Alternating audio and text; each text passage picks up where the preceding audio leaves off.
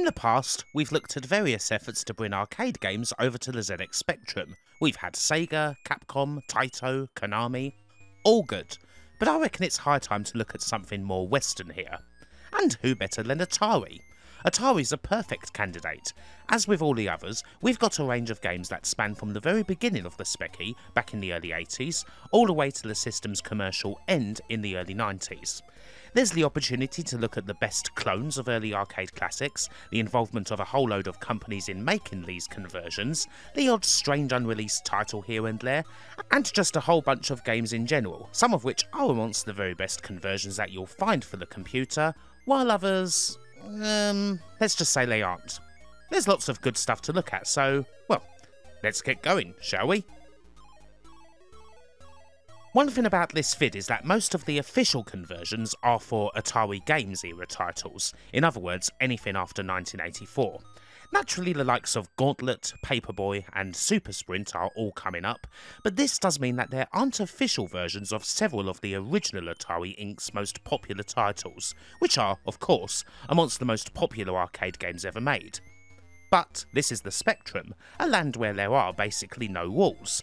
So even if you can't play an official version of Missile Command, or Asteroids, or Centipede, that doesn't mean there aren't loads of clones kicking about for these games, and some of them are actually pretty good. So this first little section represents, for the most part, the best unofficial ways to play Atari's legendary Golden Age classics. In fact, hell, why not start with Pong? Now there aren't really that many Pongs on the Spectrum, at least not commercially released ones. It's already a very old game by 1982, and there's already loads of Pong consoles kicking around that are going to do a much better job of playing Pong than the Speccy will. But one does spring to mind. This is Teletennis from 1987. It's a very basic version of Pong indeed, and certainly not a good one at all, but it is intensely nostalgic. The problems here should be evident. The ball bounces completely randomly off the paddle, the graphics and sound are typically basic, and there's more chance of the program crashing due to an integer out of range error than there is of one or two players actually finishing a game. Still, while this may be terrible, it is oddly special, mainly because this is a type-in game.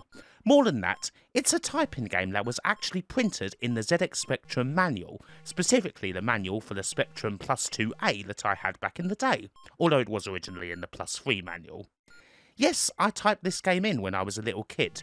It took ages, and the end result is a basic and bad game of Pong that almost certainly crashes in less than 2 minutes, but it's still a very intense memory indeed, sitting there with the manual, typing all the code out, inevitably making errors and trying to fix them. Ah, great days. I mean, you have to say that, don't you? I'm just very briefly interrupting proceedings to talk about my book, Arcade Decades. It's a book that's all about 180s arcade games and plenty more besides, and it does indeed feature several of the Atari classics that are going to be seen in this video. 720, Paperboy, Gauntlet, and plenty more. The link is in the description to the Kickstarter, the book is written, and if you're interested, go and have a look for yourself. Thank you, and back to the regularly scheduled programming. Speaking of type-in games that were in my Speccy's manual, here's another, Bust Out. This is, of course, a type-in version of Breakout, another early Atari classic. It's not great, and it's easy to get stuck into an unwinnable position because the ball only moves in 45-degree angles, but it is better than Teletennis. Now, type-in and basic versions of Breakout are 10 a penny on the Speccy, but what if you fancy something a little bit meatier? Well, here's Crack Up, a 1989 title from Budget House Atlantis Software. A pretty late one for sure. You would have thought that this would go for the range of power-ups and enemies that Arkanoid has, but generally it doesn't. It's a fine version of Breakout, I suppose, but it's kind of too stripped back for 1989. It's hard to justify playing this when you've got the likes of Batty or Crackout or indeed the official versions of Arkanoid 1 and 2 kicking about. It's kind of just a souped up version of all the many type-in or basic versions of Breakout you would find in magazines or compilation tapes or on bloody cassette 50. It is budget, but pretty damn average all the same.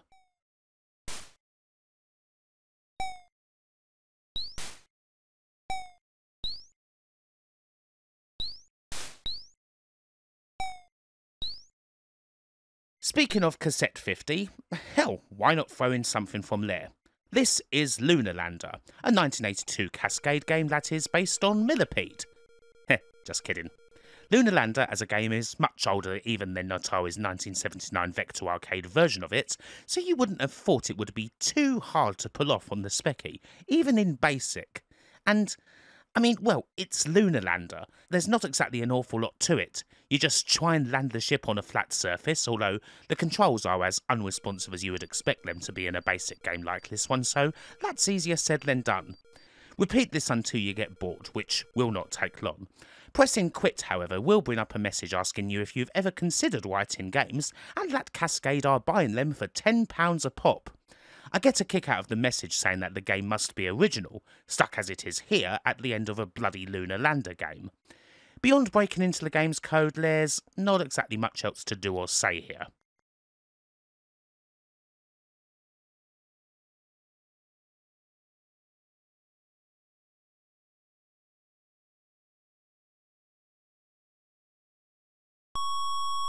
Right, happily our last 4 titles here are actually decent.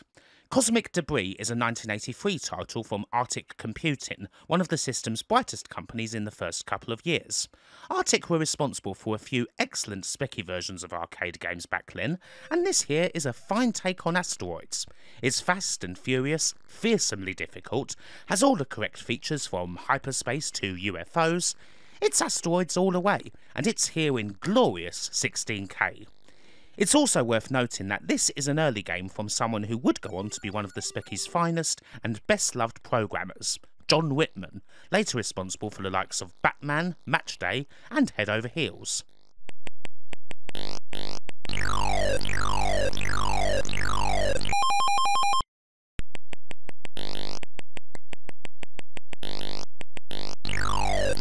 Anywog Software are another name you may see crop up when you're looking at the early years of the Speccy. They're the predecessor to Anco Games, and this here is Missile Defense, a really damn good version of one of my favourite games of them all, Missile Command. Once again, I have basically no complaints. The controls are a little tricky to get used to at first, especially if you're using the keyboard, but the movement is thoroughly smooth and again, all the features of Missile Command are present and correct, including the homing bombs, the planes and whatnot. And again, it's only a 16K title, playable even on the very weakest of Speccies. This is another early game from a Spectrum great. The main man behind this one is Keith Burkill, responsible for gems such as the Speccy versions of Commando, Space Harrier and Galaxy Force.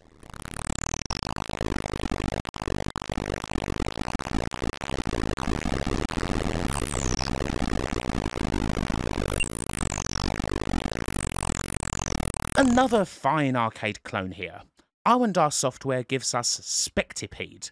Not exactly a famous name in the world of Speccy software publishing, but this is a pretty good clone of Centipede. It's another 16K title, and as ever, it's got pretty much all that I would expect to see from a take on Centipede, performed at a decent speed. It's a nice bit of work. This was £5.50 when originally released in 1983, although it quickly ended up in the hands of the nascent Mastertronic, who re-released it as a $1.99 budget title in 1984. The creator here is one Kevin Allison, and unlike the makers of the previous 2 games, this title here is his only Spectrum credit.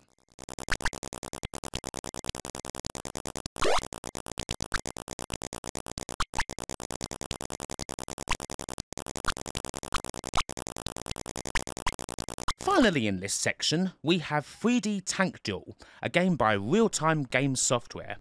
Now we're going to see the official Atari licensed conversion of Battlezone next, but just because that exists doesn't mean there weren't several clones of it, and this is one of the best ones. 3D titles like this are something that the Speccy can actually do pretty well, thanks to having a relatively quick processor compared to its main rival, the C64, so long as it's coded right anyway. And in this case, it is.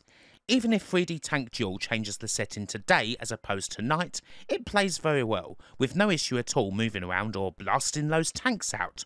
Jolly good fun. The Real Time Games trio of Ian Oliver, Andrew Onions and Graham Bird also made 3D Star Strike, another perfectly good clone of the Atari arcade Star Wars. Again, we'll be seeing an official version of that later on, and while that's really damn good as well, this is right up there with it, being just as action-packed if not even more so, and also released a couple of years earlier, in 1984. They also coded the specky version of Starglider, Rainbird's Carrier Command, and Star Fox, the game that was erroneously, and for many years, cited as the reason why Nintendo's Star Fox was called Star Win in Europe.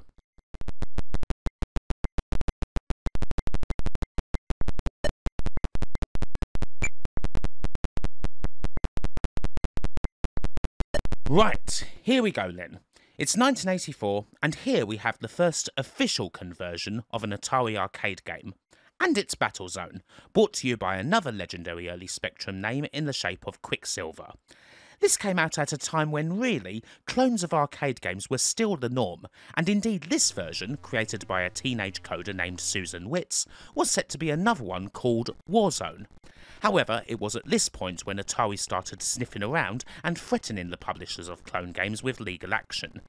Quicksilver got a bit concerned, and after the idea of changing the tank to a gunboat and setting the game on water was thrown out, they got in touch with Atari and sought out an official license, which was granted. Appropriately enough, this is easily the best version of Battlezone on the Speccy. You've got the speed, you've got the trundling of the tank, you've got all the big battles, and you've even got the erupting volcano in the background. A great version of a classic arcade, although according to Susan in a 2020 Retro Gamer interview with Graham Mason, the time that Quicksilver spent getting an official license from Atari meant that the game came out later than other Battlezone clones, and didn't end up selling that well as a result.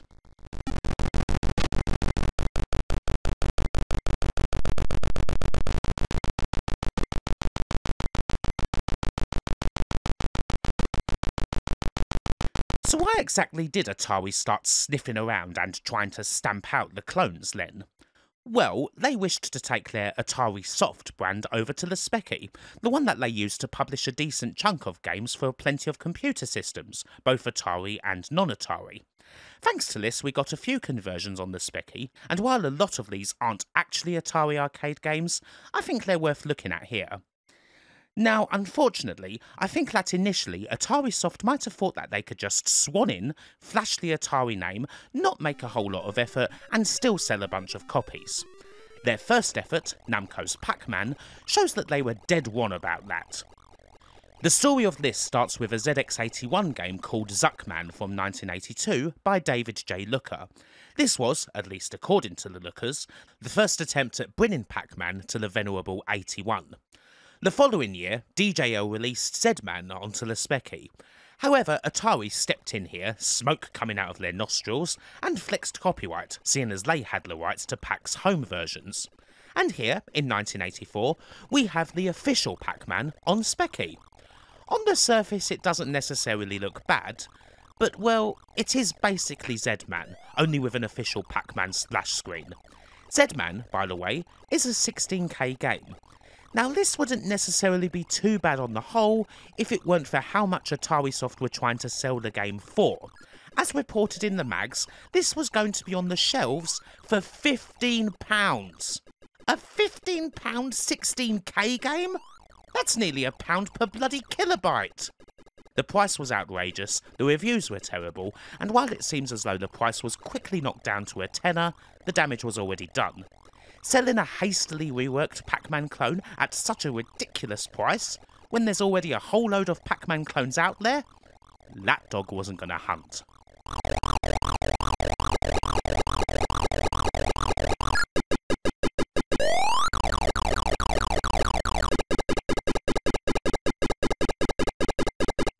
Next up, we have Galaxian, a conversion of Namco's all-time classic 1979 arcade, handled by David Aubrey Jones. This one sets out the stall for what you should generally expect here. It's a pretty damn fine conversion indeed.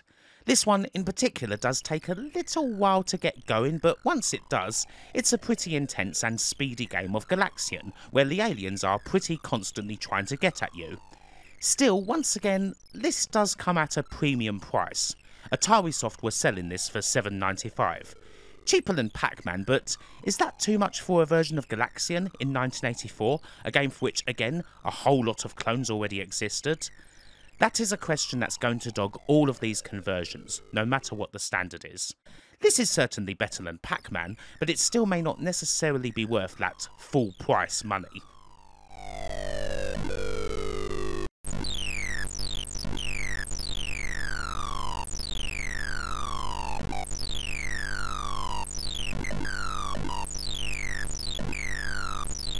Pole Position, while another Namco game, is certainly one that had Atari branding all over it in the West. It was fully released under their name, after all. And now it's here on the Spectrum. The £7.95 price point seems to be pretty well locked in for the time being, and that seems a bit fairer for something like this. It's not all that bad a version of Pole Position, after all. Kind of simplified in many ways, and obviously not as fast, but it's still got the same fun of dodging cars and taking on big turns. On balance, I prefer this to otherworldly specky racing games like Checkered Flag, although that's not saying a lot. Here's something I find amusing, especially considering how litigious the original Atari can be. Also in 1984, CVG printed a type-in version of Pole Position, put together by one Gary Whitehead. Playing with fire a little? Obviously it's a hell of a lot simpler, and there's no turns on the track, but hey, it's Pole Position, under the name. It seems as though Datasoft, who got the rights to this version of the game after the original Atari implosion, were planning a version of Pole Position 2 at some point, likely to be released by US Gold. However, on the Specky, that never materialised.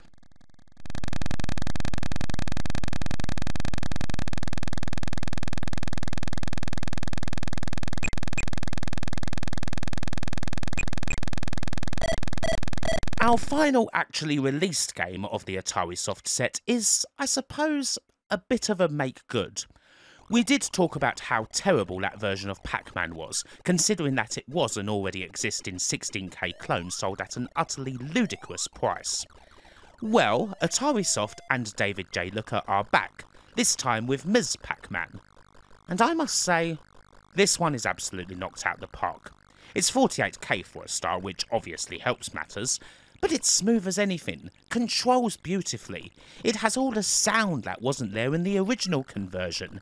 It has all the Ms. Pac-Man improvements, and it does actually feel like a conversion of Ms. Pac-Man, as opposed to just being like the original Pac-Man but with a bow slapped onto it.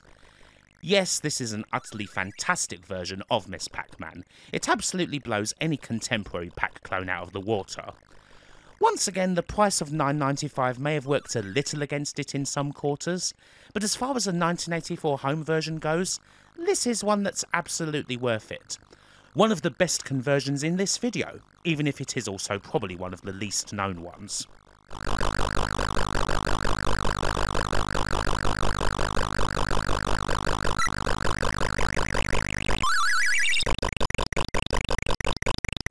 Atari Soft's time was, of course, short-lived.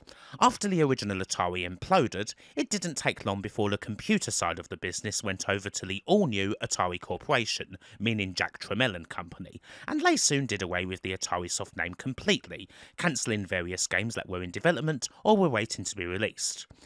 Here we have a couple of specky examples that, despite not coming out, have made their way into the wild. First up, here's Moon Patrol. This take on IREM and Takashi Nishiyama's side-scroller shooter classic is totally finished, but it didn't make it out in time. This one is pretty Side-scrolling can be kind of an issue here on the Specky, and this version of Moon Patrol is quite jerky as a result. It's got the ever so catchy main tune from the original, but on the whole, yeah, this is slow, and it isn't a lot of fun.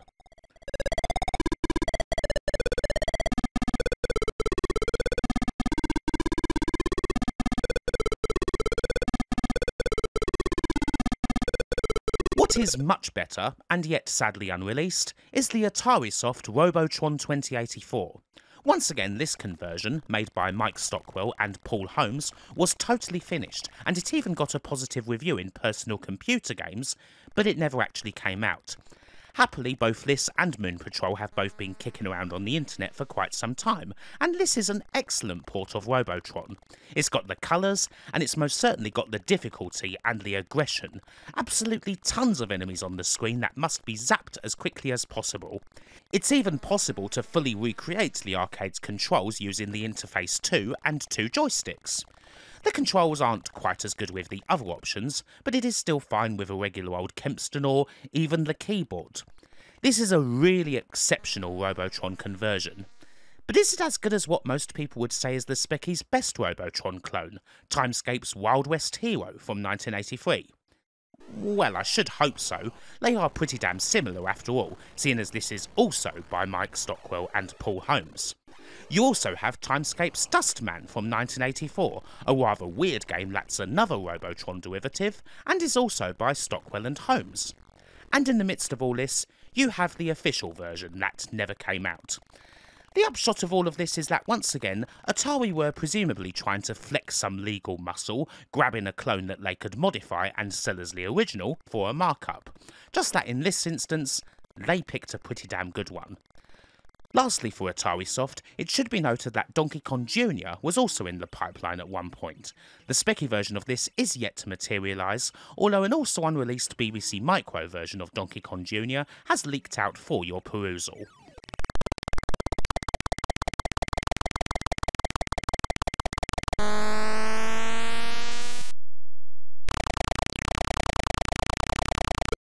Finally in this section, away from the mess that is Atari Soft, we have the first attempt at Star Wars the arcade game by Parker Brothers.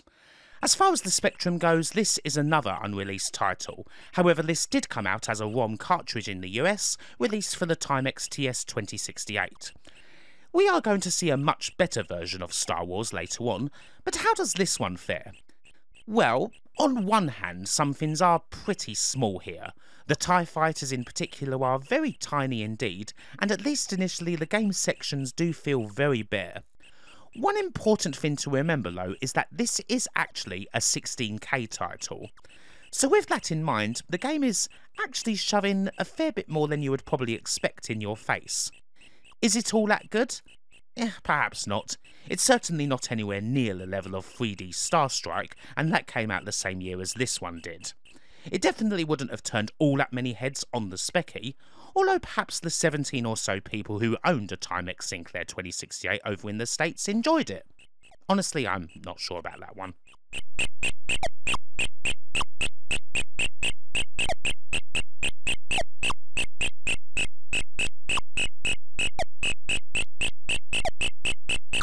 As far as I can see, no official Atari arcade conversions were released in 1985, but we've got 4 in 1986, and we're starting with Crystal Castles, published by US Gold and developed by Andromeda, the UK-Hungarian software house that's mostly known for their role in the Tetris story.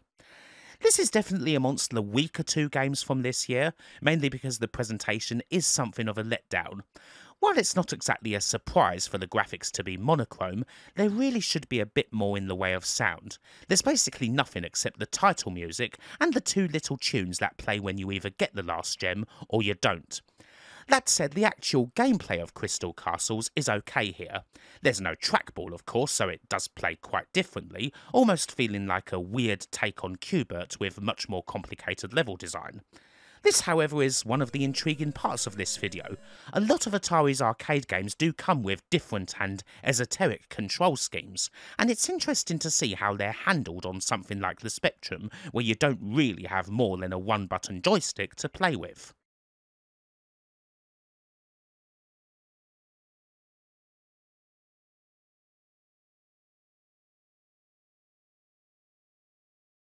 Of course, there's no such drama with the next title. Indeed, the next 2 games are 2 of the very best, if not the best, ports that we're going to see in this video, and the first of them is Gauntlet. This is a collaboration between 2 legends. Publishers US Gold and developers Gremlin Graphics worked on this one, with Tony Porter, Kevin Bolmer and Bill Allen credited for the coding, and the almighty Ben Daglish on sound. As an arcade conversion, Gauntlet on the Spectrum is damn near faultless. It's even faster movement-wise than the original, while still throwing an appropriately large amount of monsters on the screen. All that fantastic dungeon crawling is still very much there, and while you can't get 4 players on this version, one of your friends can join up for the fight. This is utterly terrific. Unlike the arcade, it does have an ending of sorts, with the amount of levels capped to 100, so there's a little more to aim for here than just a big score. Reviews were spectacular, and sales were justifiably very high. As far as Speccy Arcade conversions go, this is one of the system's crowning glories.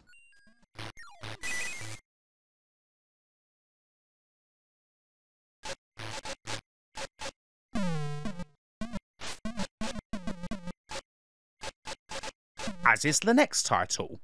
Elite Systems give us their take on Paperboy, and it's an absolute home run. This is the work of Steve Lamb and Tony Mack, and again, the really important thing here is how this nails the speed and entertainment that you would find in the original arcade. Sure, the graphics may be a little bit smaller, and they are monochrome, not that there isn't a very nice amount of detail kicking about in the recreation. But the game itself is fast, and it's smooth. There's not even the slightest bit of trouble playing it, complete with all the fun of either sending a newspaper directly into the mailbox, or smashing up the windows of those scumbags who aren't subscribed to you. Joking aside, everything about this conversion is utterly spot on. I played both this and Gauntlet to absolute death when I was younger, and if I was to construct a list of my favourite Speccy Arcade conversions, I think both of these would have to be in the top 10, at the least. This was a whopping great hit on the Speccy sales-wise, and quite rightly so. Totally deserved for such a brilliant conversion.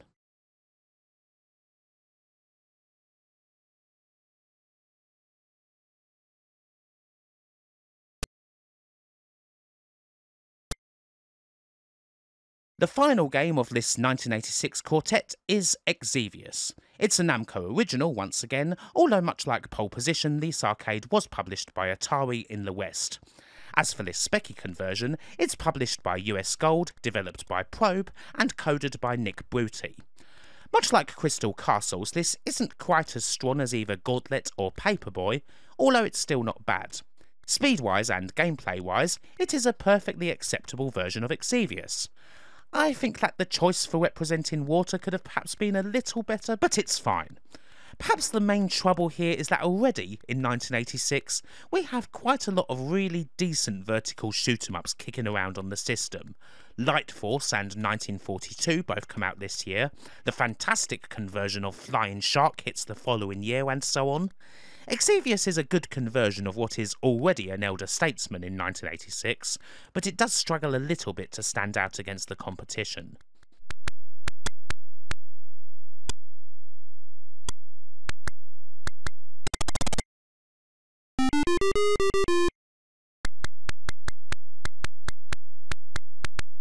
We move on to 1987 with a conversion that may run into a bit of trouble on the control front, but it is one that I have a soft spot for. 720 Degrees. US Gold's the name on the box, while John Prince and Donald J. Campbell are the people responsible. This would be right around the time that this duo founded Tiertex. Now sure, Tiertex is a name that tends to make people shudder, but this isn't a bad attempt at all. Just as in the original, we're skating around a big old hub world, making our way to the different events, upgrading our gear, earning enough points to get tickets, and doing it before the big old "skate or die" warning appears. It's a superb arcade that's very faithful to the skateboarding culture, and this Speccy version does a decent job of recreating Skate City. Of course, it doesn't control quite the same. The original arcade had a big rotary knob joystick that was perfect for pulling off all sorts of tricks, but while that's not an option here, the controls are simplified in a way that makes the game totally fine to play. And while the actual game window is monochromatic and a bit small, I don't have too big a problem with the layout here, and the appearance of the arcade's legendary Ghetto Blaster marquee. I enjoyed this on Speccy a lot when I was a kid, and it's still pretty fun now.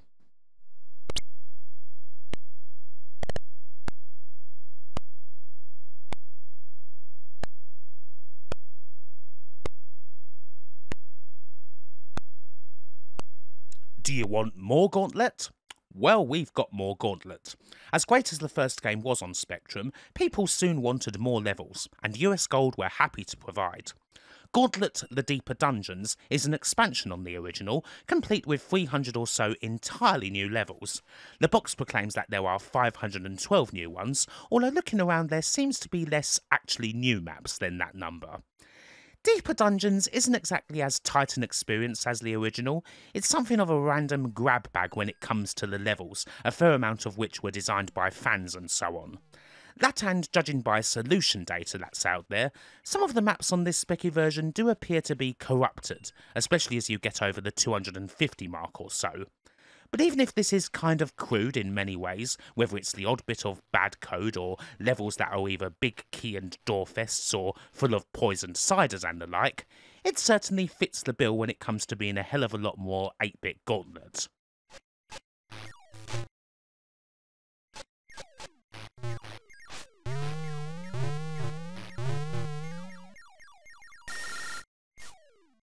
And of course, it's no surprise to see a conversion of the actual arcade Gauntlet 2 here. Happily, the team here hasn't changed at all, so you can expect the same level of quality, speedy arcade dungeon crawling that you got in the original, right here on your ZX Spectrum, with all the additions that you'd find in the Gauntlet 2 arcade, from the new enemies to the new types of level and all of that. It's still very much all good.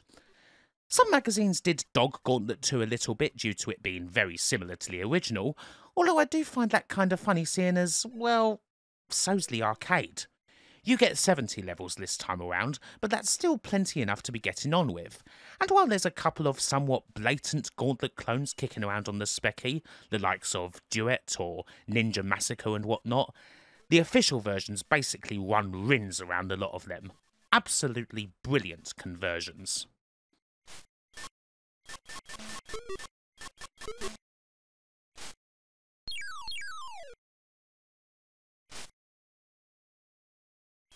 Alas, the next few games here aren't quite able to keep up the same standard. Indiana Jones and the Temple of Doom is another arcade that I adore, but US Gold and Tiertex are, I'm afraid, unable to get the job done here. The odd thing about this one is that I did have this way back in the day, and I remember enjoying it then when I was like 7, but time has really not been kind to it. The main issue with this conversion is that it's all too bloody close in. It's hard to walk around too much anywhere, and I quickly lost count of the amount of times I fell victim to a thuggy that just appeared out of friggin' nowhere, right next to me. This happened a lot, so much so in fact that I was not able to get past the initial save in the children's stage, although videos remind me that there's not a whole lot in either the minecart or the Sankara's stone stages that will save this one. They really could have done a lot better here, I'm afraid. If only just a little bit more of the play area had been visible, it'd have probably been fine. But unfortunately it's just a really frustrating version of a game that, well, is tough enough anyway.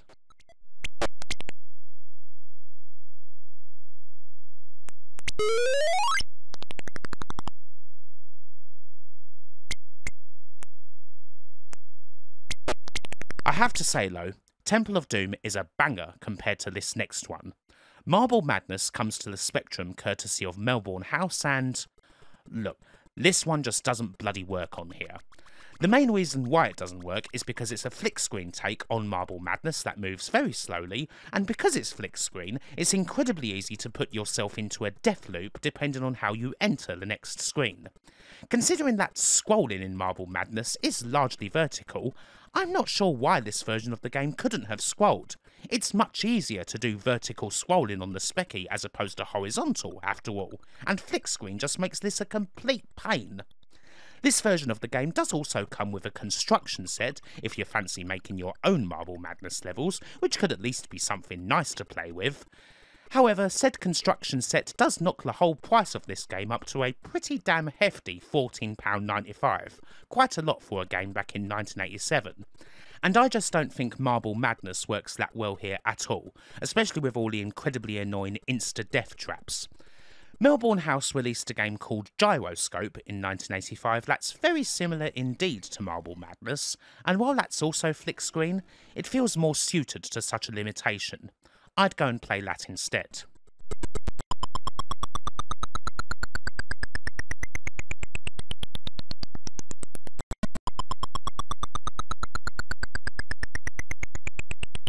Unfortunately, we are in a right pit at the moment. This one here may well be the worst conversion of the entire vid, I'm afraid. While Roadrunner is hardly amongst my favourite Atari arcade games to begin with, it sure as hell deserved better than this absolutely shocking Speccy version, published by US Gold and developed by a name that makes mortals tremble. Canvas. The same folks behind Highlander, It's a Knockout, Miami Vice, and various other terrors. It is odd, really.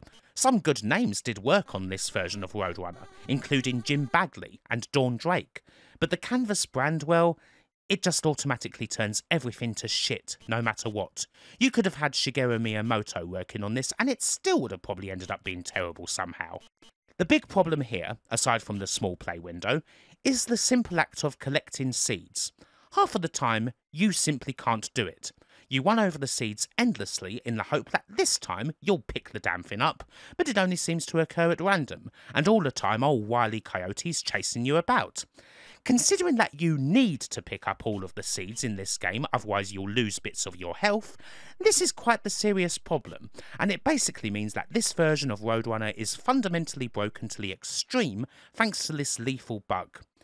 So yeah, this one's a shocker, and like everything by Canvas, it deserves little except a big drop straight down into the Grand Canyon, ideally right into a bloody bin at the bottom.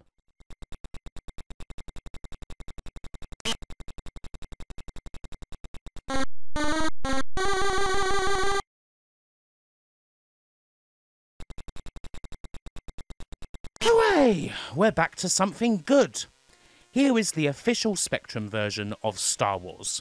We've seen the Parker Brothers 16K version of the game that didn't get a Spectrum release, but this is a much fuller conversion courtesy of Vector Graphics, and it's also the first time in this video that we're seeing the name of Domark crop up. The company that would eventually become Eidos did end up releasing quite a lot of Atari's arcades on the Micros, and it all started here with the Star Wars titles. Now happily, Domark and Vector Graphics absolutely smashed this one, with the result being a huge hit.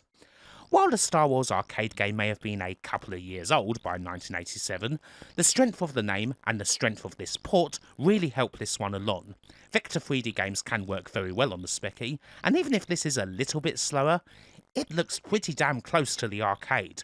Very playable, all the features, appropriate stabs of music and nice sound effects, and all in 48K. This is a brilliant version of one of Atari's greatest games. I, like so many others, loved playing this as a kid, and it's still damn good now.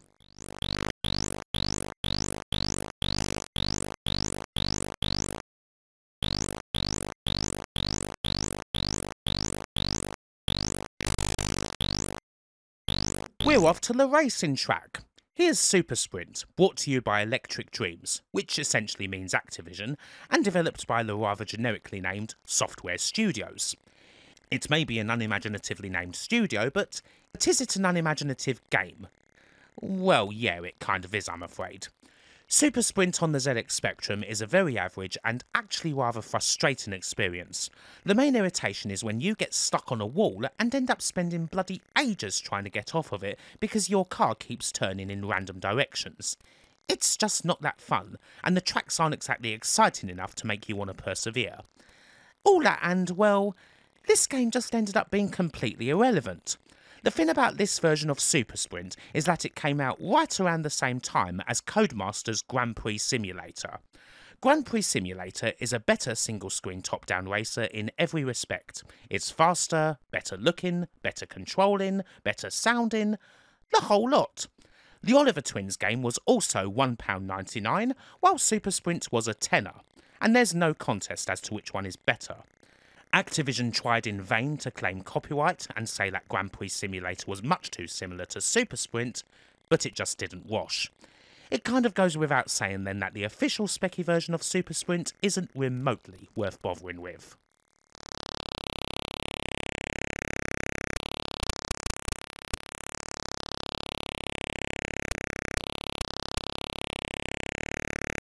We finish off 1987 with Tempest, another Electric Dreams effort. Now, while this classic arcade may have already been 6 years old by the time we get to this conversion, I don't think there'd been all that many attempts to properly recreate Tempest on the ZX Spectrum, which is a little surprising considering how relatively handy the machine can be with vector-style graphics. Still, we do eventually get this one and, hey, it's very good.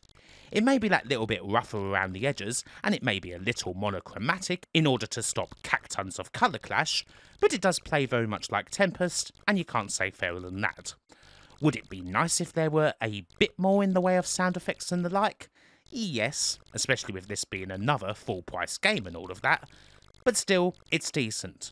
It ended up bunged onto one of Yor Sinclair's Magnificent 7 cover tapes in the summer of 1991, which it must be said is a rather ignominious fate for a conversion of such a legendary coin-op.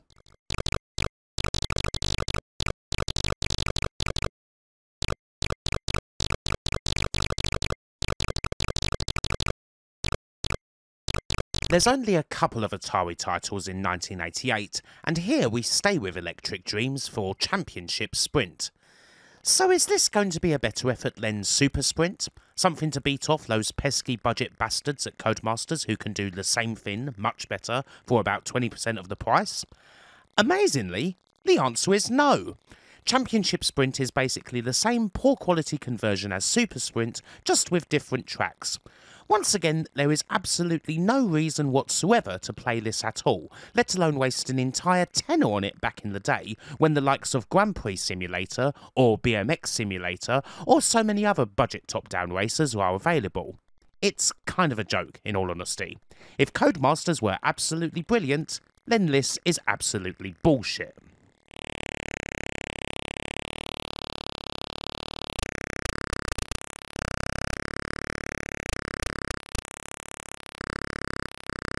Domark are back again with the second Star Wars title, although actually it's the third in terms of the arcade Star Wars games. Confusing? Kind of.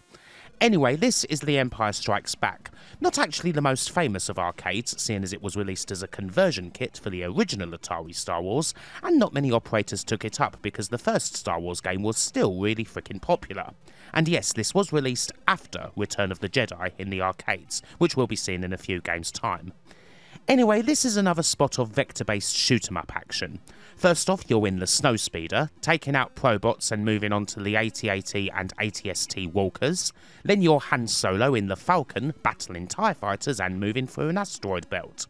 All the while, you're collecting letters that make up Jedi by performing tasks. This is okay, and the conversion is fine. It's just nowhere near the original, but that's primarily because the arcade isn't nearly as satisfying a gameplay loop as the one in the original, where you get the big run through the trench and the huge explosion at the end and all of that. Still, Domark and Vector Graphics have done a good job converting the title, despite its intrinsic shortcomings.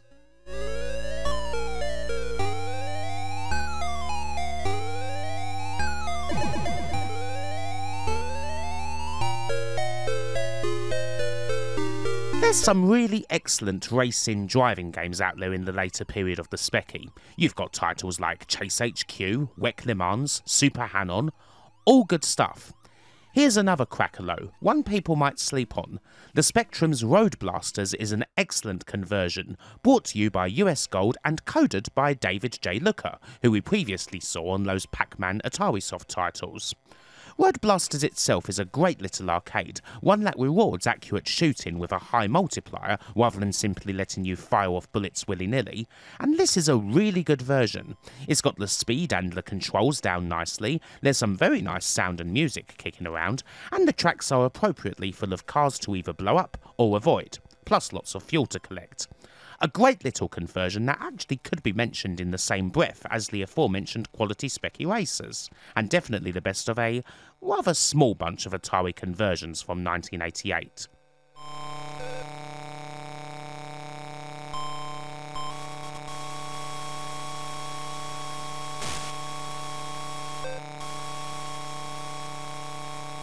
We're now in 1989, and Domark is branching out from the Star Wars titles for some other Atari games. Titles which will be released under the likely familiar brand name of Tengen, Atari's branding for computer and console games. The results of this will be a little, variable, But APB All Points Bulletin is actually a pretty good one. The top-down driving game where you play as Officer Bob, use that siren and pull over all sorts of perps from litterbugs to drunkards, avoid those demerits and occasionally chase after a proper criminal, is a pretty decent fit for something like the ZX Spectrum. Not all of these games are by any stretch, but APB is both conventional enough in terms of controls for that not to be a big issue, and also different enough in terms of the game itself, feeling something like an arcade take on an open world when such games weren't much of a thing. By this stage of proceedings, most of these games have both 48K and 128K options, and the 128K also features a fair bit of the arcade sound in AY form. A very nice little conversion of a coin-op that honestly is often underrated.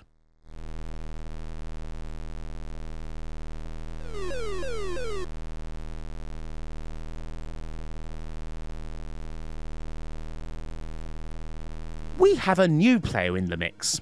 Imageworks are here with the next Atari conversion, and that essentially means Mirrorsoft. They don't have a whole lot to contribute in all honesty, but here's Blasteroids, Atari's souped up return to asteroids where you have to go through different sectors, clear up all the debris, and eventually take on the Mukor. Blasteroids as an arcade is perfectly okay. It adds a couple of new mechanics, such as the ability to change ships on the fly to something either faster or more powerful, not to mention a couple of power-ups and having a shield to play around with, rather than just getting smashed as soon as you hit an asteroid. It's all pretty okay, and this particular arcade conversion isn't necessarily bad. It's nice to see a bit of colour, although perhaps the movement speed could be a little smoother. I feel like Blasteroids had some plus points, but was never the most popular of arcade games, and this conversion isn't going to change that a whole lot. In truth, people may still get a more immediate and intense experience out of the age-old cosmic debris.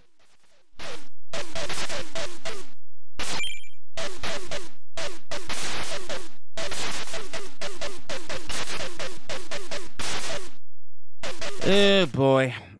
As we get closer to the Specky's commercial end, we do get the odd game here in this video that really has no business whatsoever being converted to the Spectrum. And so, with that in mind, here's Hard Driving, a full 3D racing game like this on the bloody Spectrum. Back in the day, you could have a bit of success with 3D adventure games on the 8-bit micros, your Mercenaries and Drillers and all of that, but racing is another matter. Now, this conversion is basically dreadful on all the 8-bit micros. The C64 in particular is one of the worst conversions ever. The Specky is actually marginally less terrible, mainly because the Specky's 4MHz Z80 processor is a hell of a lot faster than the C64's 1MHz MOS 6510, and this allows hard driving to run considerably faster here than it would on a Commodore.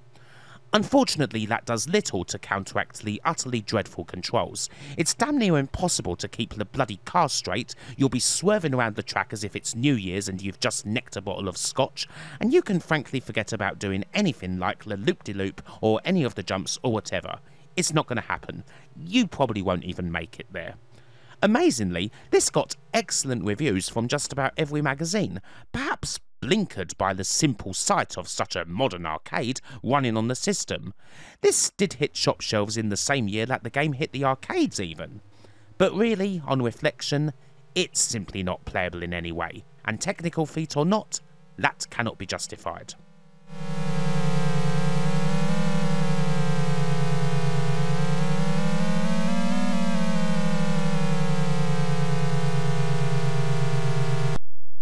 The case of Peter Packrat on the Specky is kind of an odd one.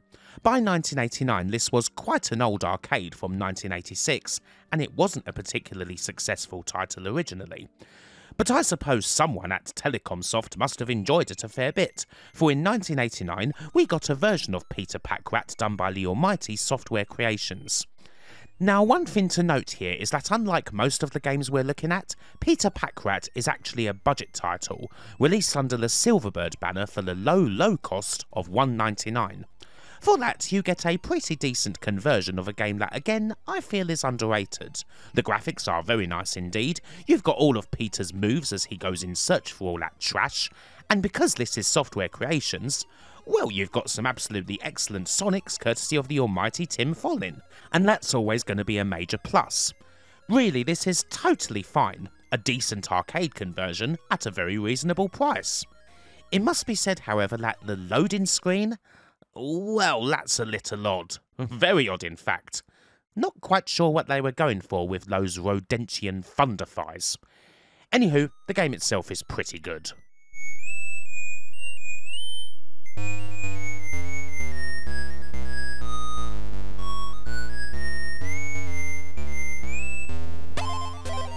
The third and final Star Wars arcade game on the Speccy is here, and it's Return of the Jedi. This is, of course, somewhat different to the first two, being that it's not a vector game, opting for a totally different viewpoint, simply because the creators of the game wanted to do things like racing through the Endorian forest that wouldn't have worked that well in first-person vector mode. Still, you get another collection of big scenes from the movie, the aforementioned forest on a speeder bike, battling against the Star Destroyer, and Lando blowing up the Death Star again in the Falcon. This Spectrum version is pretty average, really. Return of the Jedi is, again, a rather old game in 1989, and this is in fact the last conversion in the video of an arcade that was released by the old Atari Inc., as opposed to the new Atari games. Mainly, this one is really lacking in the sound department. There's barely anything aside from the quietest shots and explosions, and that's disappointing. And of course, it's all monochrome. On the whole, I'm not likely to boot this up when compared to the Speccy version of the first Star Wars, or even the Speccy version of Empire. It's competent, but not interesting.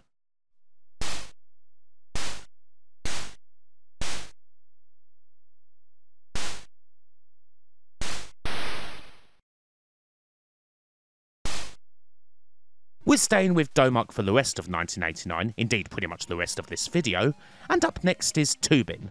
Teak Software, who you likely better know as Chrysalis, developed this one. Now, while Toobin itself is a great arcade, a lot of its home versions tend to miss something because they can't properly replicate the controls. It's all about bashing those buttons and trying to move with the water through the gates and all that, and you just can't recreate that with a one-button joystick. The keyboard controls for this version get a little closer to the true experience, but still not quite right. There are some good things about this version, mind. The graphics are cool, and we do get some excellent music courtesy of Matt Furniss, several tracks of it as well, which is nice. However, it is also kind of bare. The arcade Toobin does give you a computer opponent to go up against even if you're just playing the game in single player, but this version doesn't have that for some reason.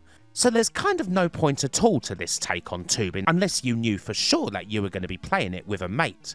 It's all just a bit nyeh, really. We've seen a lot better.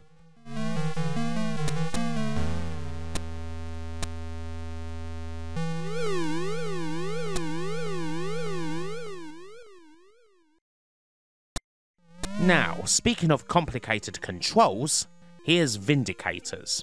It's Domark again, and Consult Computer Systems are the devs.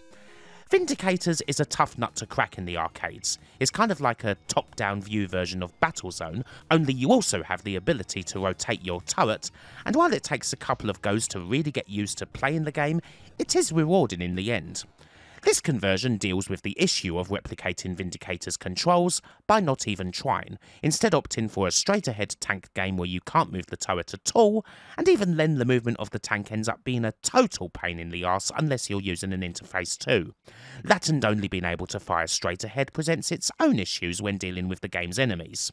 It's monochrome, the play window is small, there's virtually no sound and, well, it doesn't play anything like the arcade whatsoever. Unfortunately, I have to say that this conversion is a botched one. I really like Vindicators, and it deserved a lot better than this effort.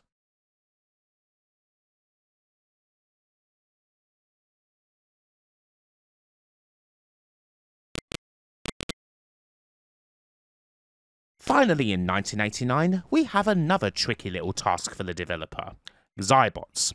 Edlog's title that was made to be a 3D Gauntlet type game, only with a studio mandated sci-fi feel, because they didn't want another fantasy type title, is here courtesy of Domark and once again, Teak Developments. This is a much better effort than Vindicators. The game's controls do actually fit onto a joystick here, and while it takes a little bit to judge the difference between strafing or making a turn, you do get used to it. That said, again, this is only so-so. Zybots really is a title that needs the arcade experience. That wonderful looking computer terminal-esque cabinet with the octagonal screen, the rotary joystick and all of that. Here, well, back in the day, you're looking at a really small play window on what was probably already a small TV to begin with, and it's all very white and blue. Even if the gameplay isn't too bad here, Zybots just isn't a game that works at all outside of the arcade floor, I'm afraid.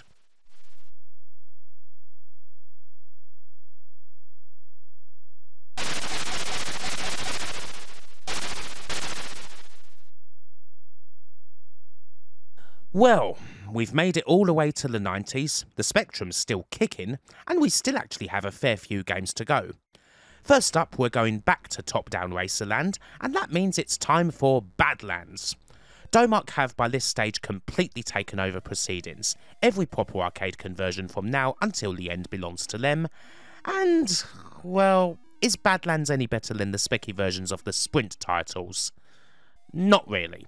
It's graphically better, but the movement is actually a lot clunkier.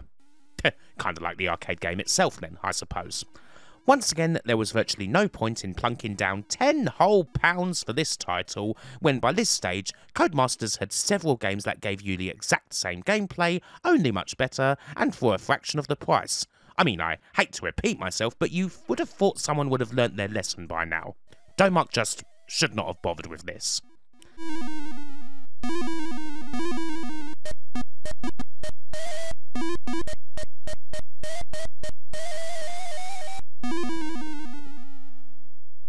Speaking of things not worth bothering with, how about a conversion of Cyberball? This one wasn't even that hot in the arcades. Gridiron is a pretty tricky thing to pull off in arcade form to begin with, and that doesn't really change much if you make it all futuristic and whatnot. But here on the Spectrum? No, this is kind of hopeless, I'm afraid. It's so freaking slow. It takes ages to actually pick the plays, then it takes ages for the snap to happen, and you realise just how slow the frame rate on this game is. And then when the play actually begins, it quickly turns into a monochromatic mess of sprites all clashing with each other, where it's nigh on impossible to tell what's going on. What was the point of this, really? I don't know. I can't imagine that this conversion sold much at all over here. It's a very average arcade game turned into an absolute clunker of a specky version. Miserable stuff, and another tenner down the drain for anyone who did buy it.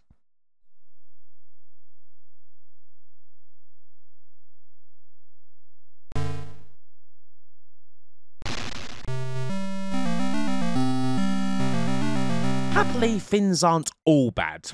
Here's Escape from the Planet of the Robot Monsters, a game that might actually be a lot more suitable for the system. It's a typical isometric action title all about blowing up robots and rescuing all sorts of lady hostages with a pretty cool B-movie aesthetic. It should work fine here, and this teak conversion does for the most part.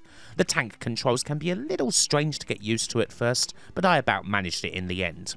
The Matt Furniss music is fine too, although it varies quite a lot in the speed department. At times it seems to go so fast that I was wondering if something was going wrong in the old emulation department. And the graphics aren't bad either, although they are, as is pretty much always the case by now, monochrome. Wouldn't it be good if you could have a Spectrum-esque experience on this game, only with a bit more colour? And that's not on the Amstrad CPC?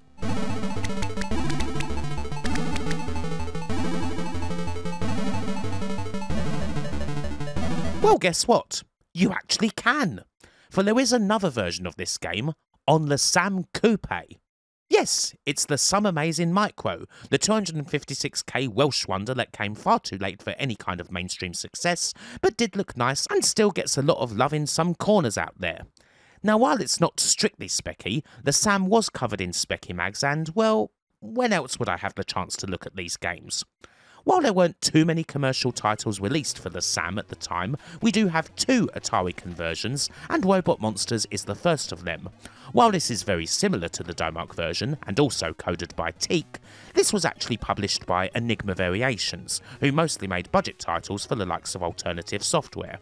The colour is very nice, and the music is very good. Sean Conran does it this time around, and it is pumping.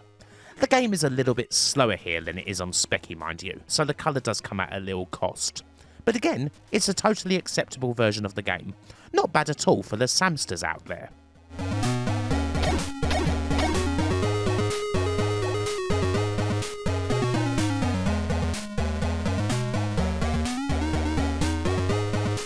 It is the 90s, and it's time for clacks, as the old saying goes. Well, the old saying that was coined by the people who made this frenetic puzzle game of grabbing tiles and sending them down into a well, making those verticals, horizontals, diagonals, and even the odd big X. Clacks for me is one of those puzzlers that's best played on the go. I loved the Game Gear version in particular, and so it's not usually one I would play either in the arcade or at home, but it is still a fine game. TCAR once again responsible for converting this, and it's all good here. Happily we do get some colour here, which is a good thing, seeing as a monochrome clacks would be quite the foolish endeavour. There's also a couple of actually very clear speech samples, which isn't common on the Spectrum. It sure beats the garbled shouts of "Advanced Pinball Simulator" and the like that you would get on, say, Cody's games. This is a decent take on clacks, although colour can still be an issue as there's just not enough of them on the system, so you have to deal with both solid and divot tiles of the same colour. That can be a bit of a pain. It's fine though.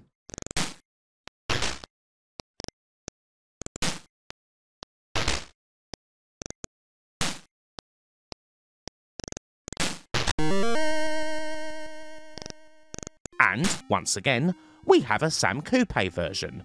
This one actually isn't coded by the same people who did the Specky version. It appears to be a solo job by a man named Alan Finley, with Sean Conran once again providing some fabulous music for the title screen. There's a fair bit more colour to play with here on the Sam, 16 as opposed to the Specky's 8, so we don't have the problem of solid and divot tiles of the same colour, which is handy. The speech samples aren't present, which is a shame, but again, this is a totally okay version of clacks. And so ends the Sam Coupe's brief but still rather interesting role in this story. Official arcade conversions to the system were a pretty bloody rare thing, as you can imagine, but as you can see they do exist and they're not all that bad either.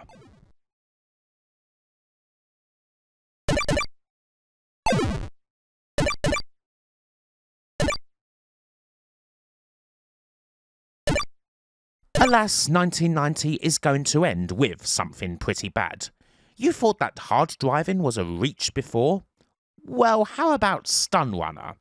How can you possibly even think of converting this freaking game, this blindingly fast tunnel-based 3D racer, to the bloody Spectrum? Well, Domark tried, and they showed that you quite obviously can't do it to any decent standard. Let's face it, we know we're in trouble as soon as we see that the name of the game is spelt wrong on the title screen. They take a different approach with this one as they did to hard driving. Rather than going for a slow as hell proper 3D experience, this game actually uses sprites, which does mean that it moves faster. However, this comes with its own issues, in that what we basically have here is the world's shittest kaleidoscope. Going through the tunnels is utterly horrid. The game's not actually too bad when you're on one of the outside sections, but the tunnels ruin everything. It hurts your eyes majorly. Again, this is just a step way too far. Funnily enough, screenshots in the previews for this game did actually show a fair bit more colour. In kind of a similar deal to what happened with Outrun Europa on the system, it seems the decision was made late on to cut out nearly all of this colour, resulting in a much worse looking title. One positive thing is that Matt Furness's music is decent. Even if the rest of the game is dreadful, you can often at least count on him.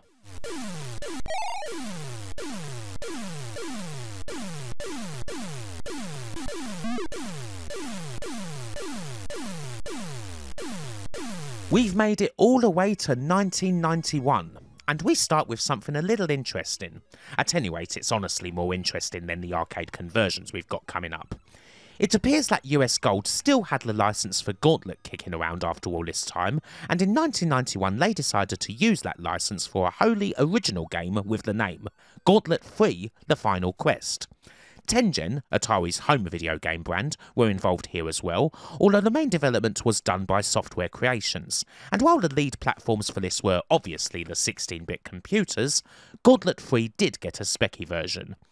There's obviously a lot of differences here. We have isometric graphics, we have 4 entirely new heroes to go along with the 4 classic ones, and there's a fair bit more adventure elements, seeing as you often need to carry items from one area of a level to another in order to actually beat the Finn. It is kind of a fun little take on the Gauntlet concept, although I do much prefer the faster and more arcadey feel of the originals.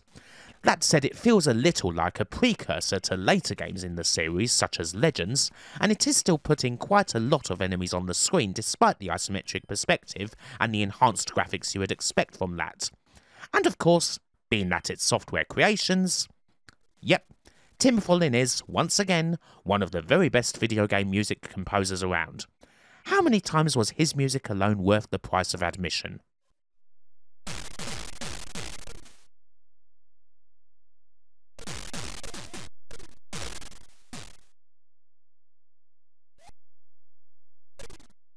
We have 3 fully released arcade conversions to go, and honestly, none of them are particularly good.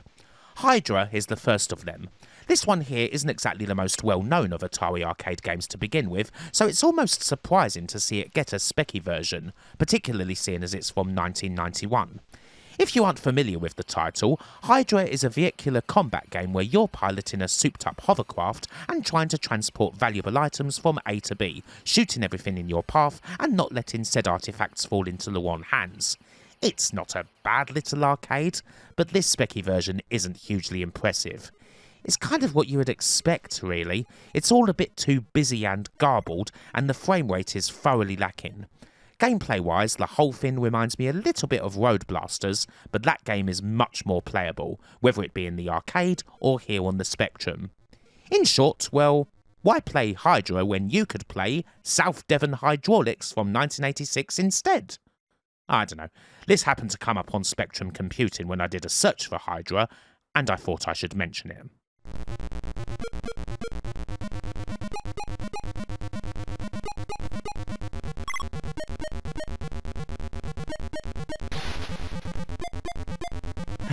And here we go.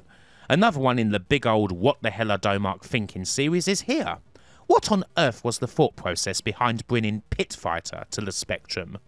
Now, of course, the process would have revolved around Pit Fighter being a successful arcade game, and therefore one that needs to be on every system going, including the Spectrum. But, holy hell, this is terrible. It's the slowest game yet. Frame rate wise, we are well into the single digits here.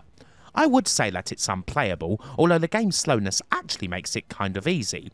If you pick tie and just hammer the kick buttons relentlessly, you will likely win a good few fights. Is that fun? No, it's just rather ridiculous to see. I actually had this as a wee nipper, believe it or not, and looking at it now makes me retrospectively ashamed of persuading my parents to waste 12 quid on buying me the Finn. Just think of what else that money could have gone on. Again though, we do have one positive. Matt Furness's music is absolutely amazing here, one of the Specky AY chip's all-time greatest tunes, in fact. It plays through the game too. While it undoubtedly contributes to Pit Fighter's speed being so slow, it is the best thing about the whole conversion by far, so I'll allow it. Everything else here is, as the old song goes, a joke that started the whole world crying.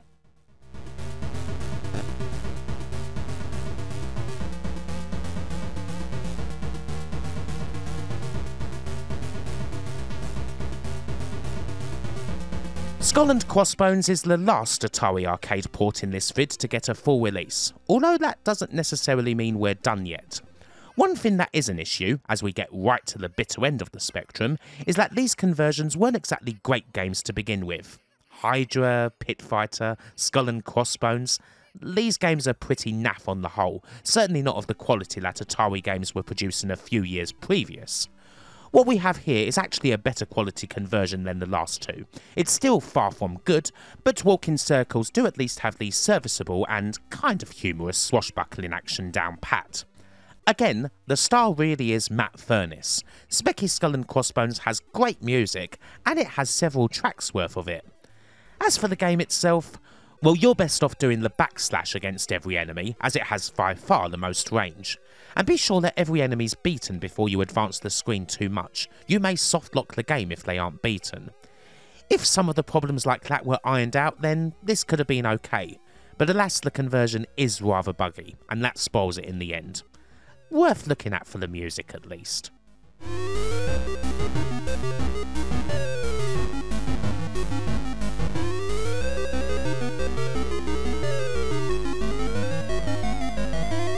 Lastly, from 1991, we have the case of Thunderjaws.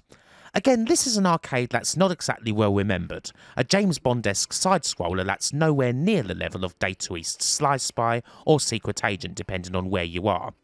Thunderjaws was previewed in the Specky Mags, particularly in Crash, who also reviewed the game in August of 1991, giving it a score of 90% as well as giving us a playable demo on issue 91's cover tape.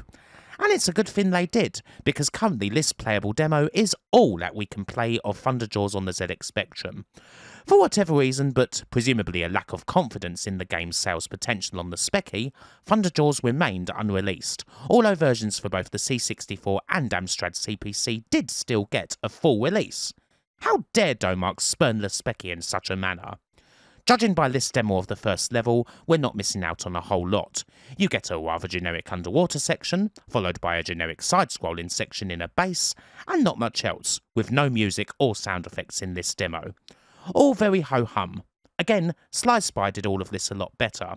Hell, so did Rolling Thunder, and you can play both of those on the Spectrum too.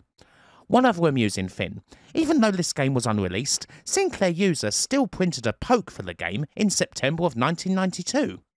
Yes, here's a way to get infinite lives in a game that cannot be played. Gee, I sure hope someone got fired for that one. Mind you, if someone did get fired at that late stage, that would have probably been the very premature end of Sinclair User, so it's a good job they didn't.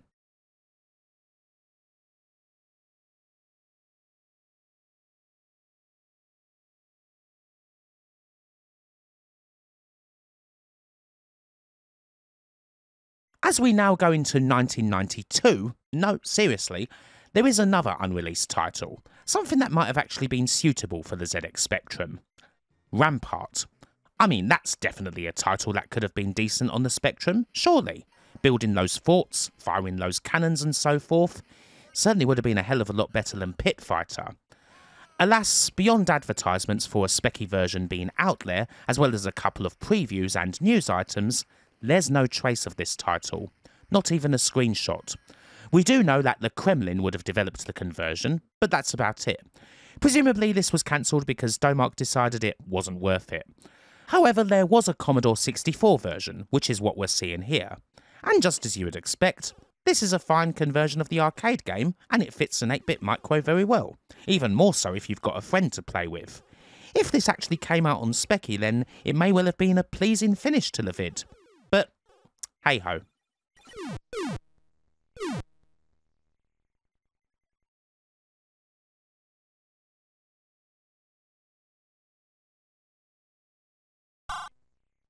However, there is one final released game here from 1992. Not an arcade conversion, but a home sequel a la Gauntlet 3. Paperboy was, after all, such a big success on the Specky.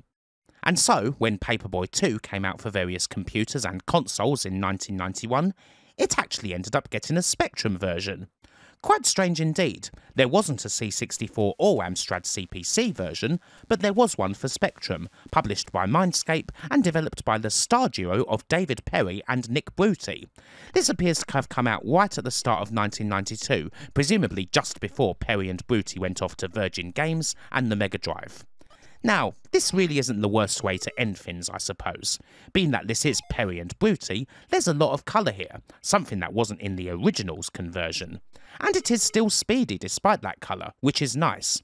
And just as in the other versions, you deliver papers on both sides of the street. The main issue here really is the same one that dogs Paperboy 2 no matter what machine it's on.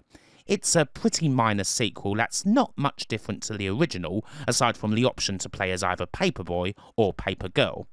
I've always had a bit of a soft spot for it, but it is certainly pretty average indeed. But compared to the last couple of proper Atari arcade conversions, yeah, this is totally fine.